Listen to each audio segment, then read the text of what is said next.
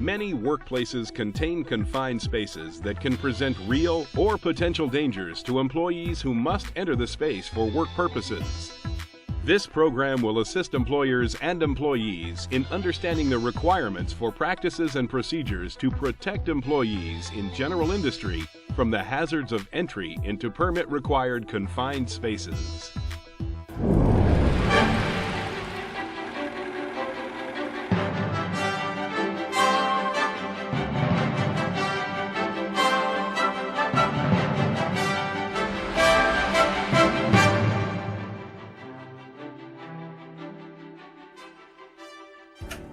The overview of this instructional video will cover what is a confined space, hazards of a confined space, training, permit-required confined space program, emergency rescue, and personal protective equipment, or PPE.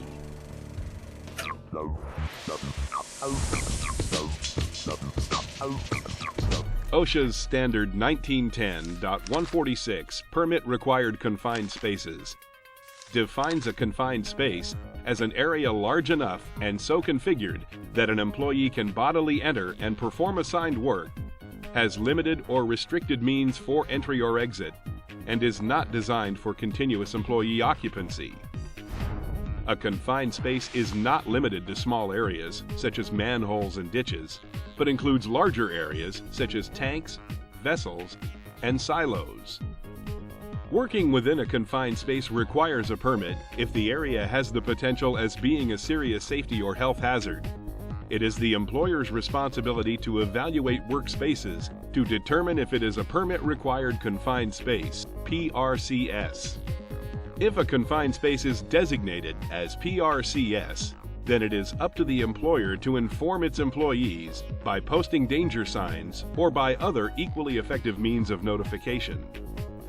The employer must also take steps in preventing its employees from entering the space until a written permit space program is produced. The permit program must be available at the time of entry to all authorized entrants or their authorized representatives by posting it at the entry portal or by any other effective means. The entrants can therefore confirm that pre-entry preparations have been completed. Before an employer can enter a permit space, the internal atmosphere must be tested with an instrument that detects oxygen content, flammable gases and vapors, and potential toxic air contaminants. Employers are also required to define hazards in permit spaces, have confined space entry protocol and a written permit program, train and equip employees to complete tasks in particular permit spaces, only allow authorized entrants into the permit space, and appoint employees, attendants, to monitor permit spaces and enforce entry rules. An attendant is an individual stationed outside one or more permit spaces, whose job it is to monitor authorized entrants, as well as perform all attendant duties assigned in the employer's permit space program.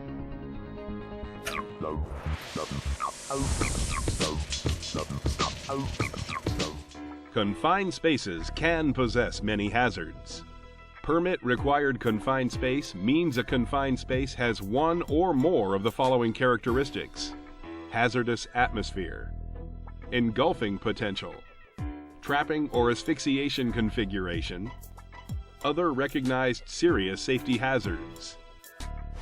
The atmosphere of a confined space can be hazardous. The atmosphere can prevent escape without help and cause illness or even death. There are three types of hazardous atmospheres: oxygen deficient, flammable, and toxic. Oxygen deficiency is the atmosphere having less than normal percentage of oxygen found in normal air. Oxygen is safe when it is between 19.5% and 23.5%. When the level of oxygen falls to 16%, judgment and coordination suffer, and difficulty breathing and drowsiness occur. At 12%, a person becomes unconscious, and death occurs at 6%. The level of oxygen can fall if the space contains iron, which uses oxygen to form rust, methane, which pushes oxygen out of an area, and carbon dioxide, which absorbs oxygen. Never enter a confined space unless the oxygen in that space is sufficient. If entrance into an oxygen-deficient space is required, wear a supplied air respirator to provide fresh air. Confined spaces may often contain gases, vapors, mists, or dusts that are flammable.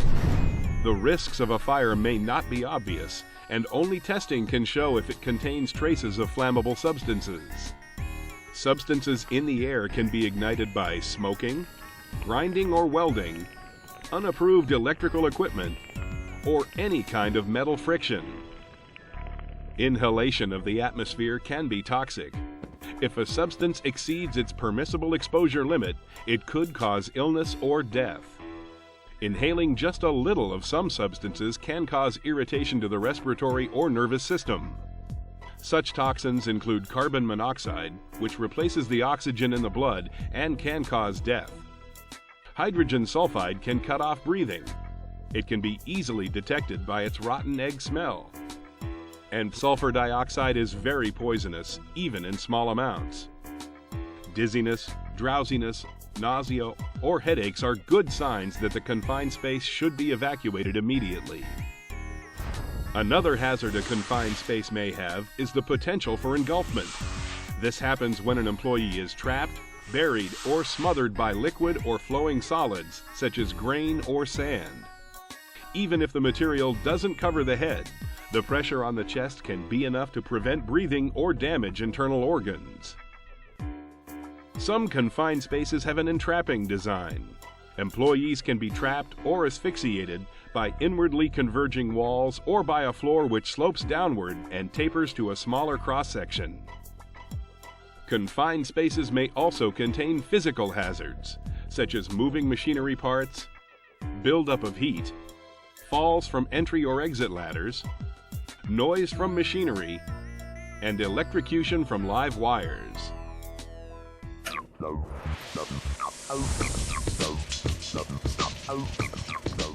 Employee training is a very important part of safety in confined spaces.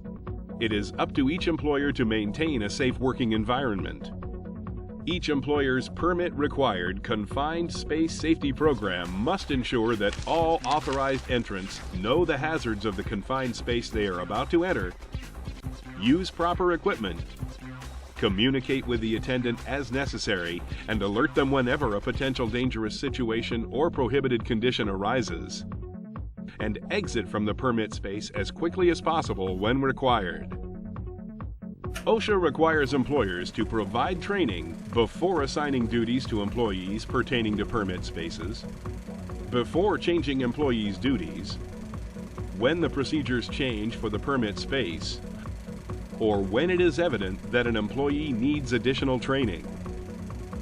Authorized entrants, attendants, and entry supervisors should fully understand the signs, symptoms, and the resulting dangers of hazards in the confined space, procedures for entry into permit spaces, how to communicate with each other during occupancy of permit space, as well as rescue procedures, and how to be safe in a confined space.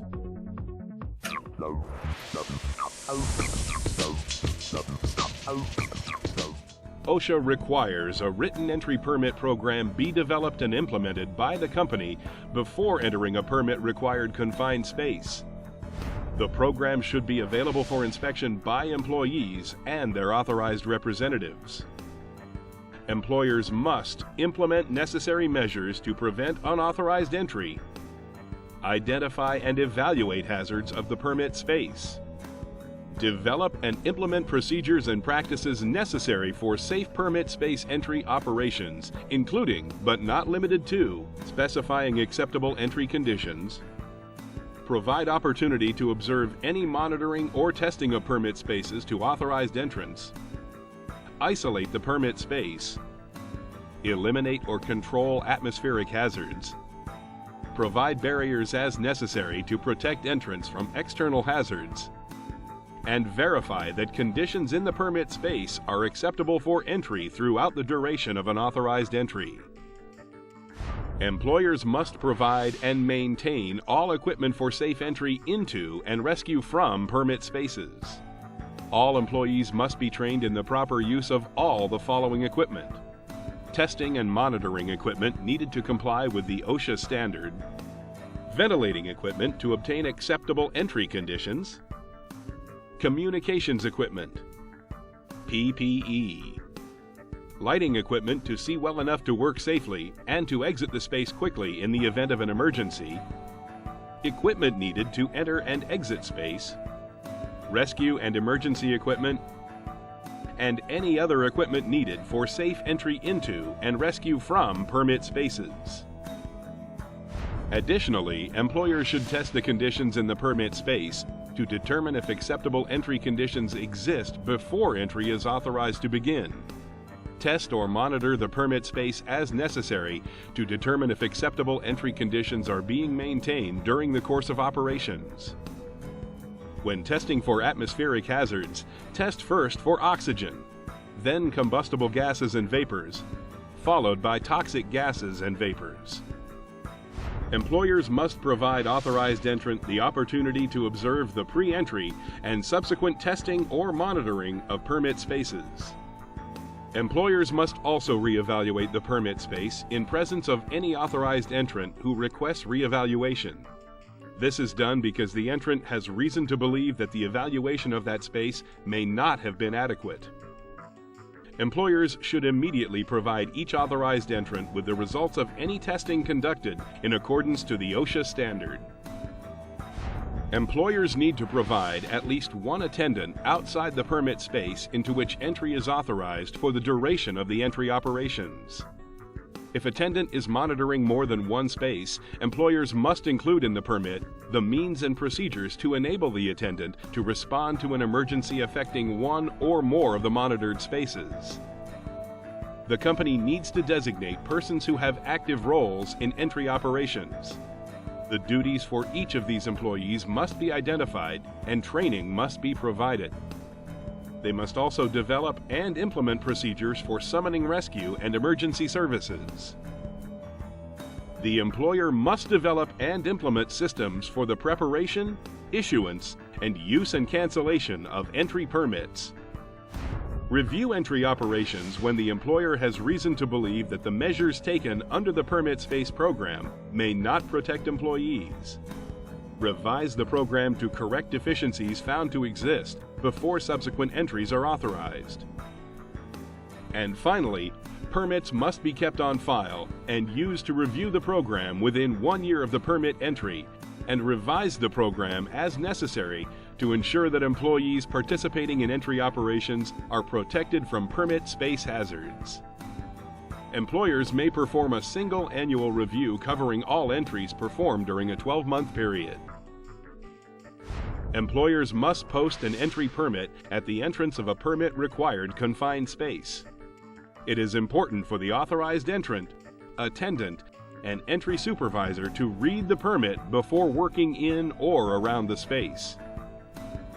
The permit must contain the space to be entered and the purpose, permit date and length of time the permit is valid, the name of the authorized entrant, the personnel serving as attendant and entry supervisor, the hazards of the permit space, the methods used to isolate, eliminate, or control the hazards of the permit space, the acceptable entry conditions, results of initial and periodic tests performed, the rescue services that can be contacted and the means for contacting these services, the methods to maintain communication between the authorized entrant and the attendant, equipment needed to perform the tasks such as PPE, testing equipment, communication equipment, or rescue gear, any other information that is necessary for the circumstances of the confined space, and any additional permits required to perform work in the space, such as welding. Authorized entrants should know the hazards that are present in the workspace, properly use equipment, communicate with the attendant in case of exposure to a hazard, alert the attendant when any warning signs of a dangerous situation or prohibited conditions are recognized, exit from the permit space when the attendant orders an evacuation of the confined space, any warning signs of a hazard are recognized, a prohibited condition is discovered, and the evacuation alarm is activated. OSHA requires the employer to train all attendants that will be watching over a confined space. Employers should ensure attendants know the hazards of the confined space and the behavioral effects of those hazards, know how many authorized entrants are in a confined space and be able to identify each one, never leave the entrance of the confined space while authorized entrants are inside, monitor and maintain communication with the entrants about the hazards that could be presented inside and outside the space, contact rescue services as soon as they determine that the authorized entrant needs assistance with escaping, warn unauthorized persons to stay clear from the confined space, and advise authorized entrants and entry supervisor if an unauthorized person has entered the permit space, be able to perform non-entry rescues, and do not perform any additional duties that could interfere with the primary duty to monitor and protect the authorized entrant or entrants. There must be an entry supervisor for each permit-required confined space. The entry supervisor can monitor more than one space at a time. The duties of an entry supervisor include knowing the hazards of the confined space, including the mode, symptoms, and consequences of each hazard, verifying that proper entries have been made, as well as all the proper tests have been performed, and that all procedures and equipment required are in place and ready to use, terminating the entry and canceling the permit, removing unauthorized individuals who enter or attempt to enter the restricted space, and determining that entry operations remain consistent with terms of the entry permit and that the acceptable entry conditions are maintained.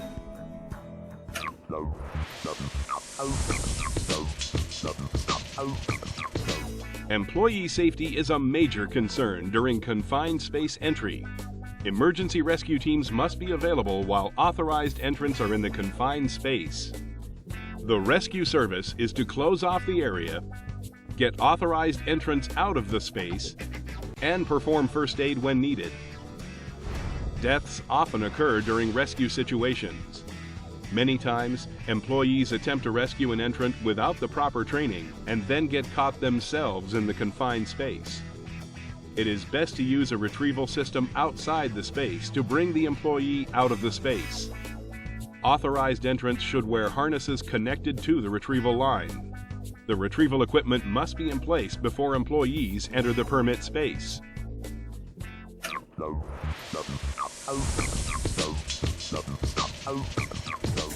One of the most important components of PPE in a confined space is a respirator.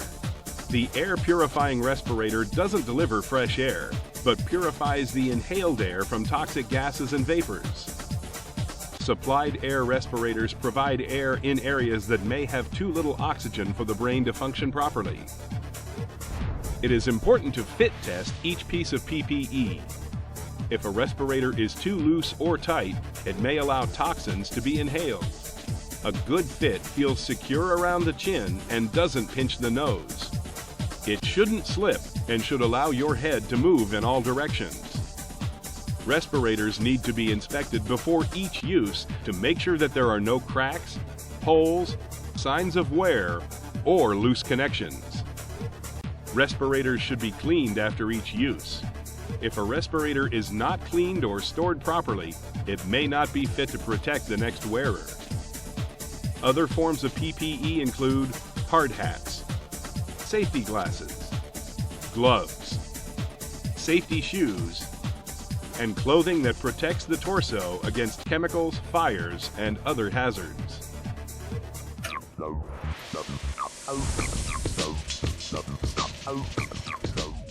The employer must identify confined spaces that are permit required.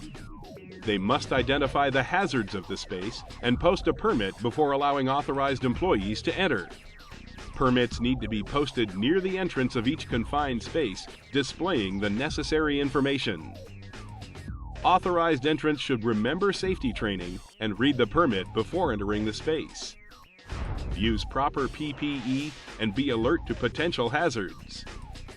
Authorized entrants should immediately leave the space if in danger or hear an evacuation alarm.